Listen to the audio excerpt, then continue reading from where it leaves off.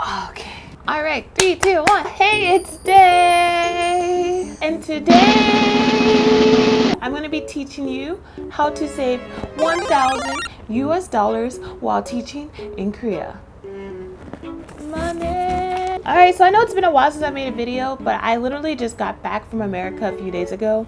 That's right, I decided to visit the States and it was awesome. It was good to see my friends. But here I am, back in Korea. Okay, but let's get this video started. So, teaching is pretty awesome. There are a lot of really cool benefits to teaching in Korea. For example, you get to work with amazing and adorable students. Not only that, you get to travel around neighboring countries. I mean, honestly, you get about 3 to 4 weeks of vacation, which is pretty cool, and enough time to travel around. And of course, everybody's favorite,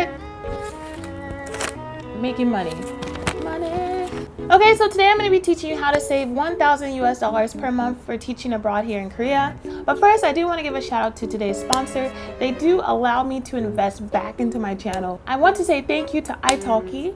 Of course, you guys know I've talked about italki previously, but italki is a language learning website or platform where you can get paired up with a one-on-one community tutor or professional tutor in any language of your choice. It's pretty awesome. So if you're interested in learning, for example, Korean, you can get paired up with a Korean teacher or tutor, and it's really cheap, as low as $8 per hour. I mentioned before that I used them even while living in Korea to help me with my Korean, just because it's cheaper than getting a Korean tutor in Korea. I have friends who do the exact same thing, which is pretty cool, just because it's so affordable. And you don't have to use it for just Korean, you can also use it for any other language. For example, if you're interested in Japanese, Spanish, French, etc. A lot of people use italki to improve their language abilities, and honestly, the price point is just worth it. So italki is very cool enough to give my viewers $10 in italki credits when you first sign up, and I cannot stress enough how much italki has helped me with my Korean abilities.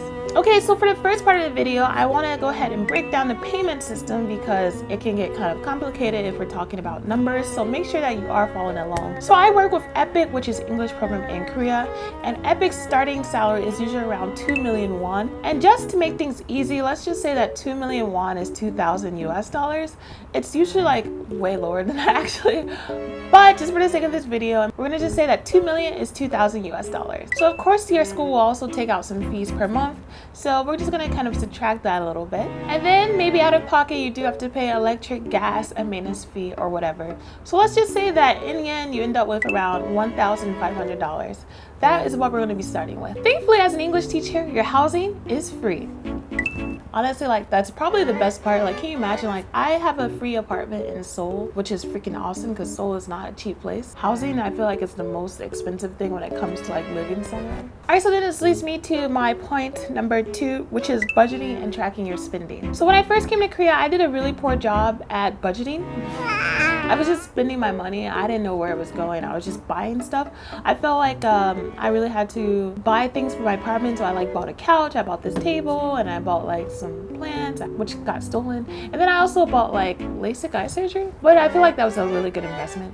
So there were things that I made like some smart purchases, but then I think I kind of was also just spending without really calculating. After the 9-month mark of being in Korea, I was like, okay, I think I should be smart with my money and try not to spend that much. So just make sure you're like always budgeting and tracking your spending. So then I started to document everything. So I personally made a Google sheet for myself that I use, and I track my spending all the time. But I also know that people use apps like Mint. Usually I track my spending to see what I'm spending my money on. I always update my Excel sheet, so every like 1 to 3 days I'm always updating it to make sure that I am staying on track with my money, and now focusing most of my money onto saving. So it's thanks to tracking that I can really understand where I'm spending my money. So for example, I usually spend about $300 on average in terms of like food. So this includes like groceries and going out to eat, which is great because usually when I'm socializing with people, I'm usually going out to eat. And so I see where my money is going because it tells me, okay, Daisha, every month you spend $300 on average eating food of some sort. So that way, if there are months that I'm spending more or I realize that I'm going over than what I usually average, then I may understand like, okay, I think I need to cut down on eating out as much. But let's say, for example, that you are starting out with that $1,500, then if I subtract $300, that leaves me around 1,200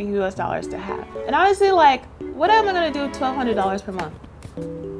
So this leads me to my next point, which is prioritize your spending. Why did I say it like that? So, okay, 1,500 minus 300, that gives you 1,200, right? So if my goal is to save $1,000 per month, that gives me only about $200 per month for like fun money or whatever money I want. So remember that this $300 includes going out to eat and going out to drink with my friends. So honestly, like this covers almost all of my social things. This includes coffee, beer, food, etc. So this $200 I might use for like extra stuff. For example, I might use it to buy like tickets for an event. What's more important to you though? When I'm talking about prioritizing your spending, you have to understand what is your priority. So maybe you really want to travel. Yeah, maybe $200 exactly won't cut it. So you might want to cut down on your savings. Maybe your goal is to save like $800 a month, and that gives you $400 for traveling. You have to understand like what works best for you. So I just recently came back to America, but like the first 2 months of this year, I didn't put $1,000 into my savings account because I put a lot of that money into buying my plane ticket. So that was kind of where I had to like gauge and figure out like how much do I want to try to save and how much do I want to try and budget for traveling. You can do a lot of free things, which I completely also recommend. I always have friends over my house because we don't have to go out. Just really consider like what other options there are, so that way if you are trying to save money, like make those suggestions with your friends. Okay, so then my next point is to open up a savings account. Did you know that in Korea you can open up a savings account? Because I didn't know that. So when I first came here, I had a checking account, but like 9 months later, like I finally opened up a savings account because I didn't know you could open up a savings account. So when you come to Korea for the first time as an English teacher, your co-teacher will take you to open up your bank account. So what I recommend is when you open up your checking account with your co-teacher, request that if you can open up a savings account as well with the same bank. I use KB Hana, by the way. If you want to know what kind of bank I use, really recommend them. I think they're the easiest for English speakers. But yeah, they'll just open up a savings account on the spot, and it's really that easy. Not only that, with your savings account, you can request a certain amount of money to be automatically added into your savings account. And so what I do is every time I get paid, my bank takes out automatically $250 and they put it into my savings.